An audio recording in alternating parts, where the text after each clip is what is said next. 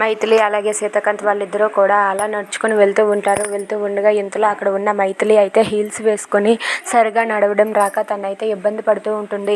తను అలా ఇబ్బంది పడుతూ ఉండడం చూసి సీతాకాంత్ ఇలా అంటూ ఉంటాడు, ఏంటి మైథిలి గారు అలా ఇబ్బంది పడుతూ నడుస్తూ ఉండడం కన్నా హీల్స్ తీసేసి నడవచ్చు కదా అని అంటూ ఉంటాడు. అది వినగానే మైథిలి అయితే నాకేం ఇబ్బంది లేదు, నేను ఎప్పుడు పర్ఫెక్ట్గానే ఉంటాను, మీకెందుకు మధ్యలో, మీ పని మీరు చూసుకోండి అని చెప్పి అంటుంది. అది వినగానే సీతాకాంత్ అయితే సరే మైథిలి గారు మీరు ఎప్పుడు పర్ఫెక్ట్గానే ఉంటారులేండి అని చెప్పి అంటూ ఉంటాడు. ఇంతలో అక్కడ ఉన్న మైథిలి అయితే ఆ హీల్స్తో ఇబ్బంది పడుతూ తనైతే కాలు స్లిప్ అవుతూ నడుస్తూ ఉంటుంది.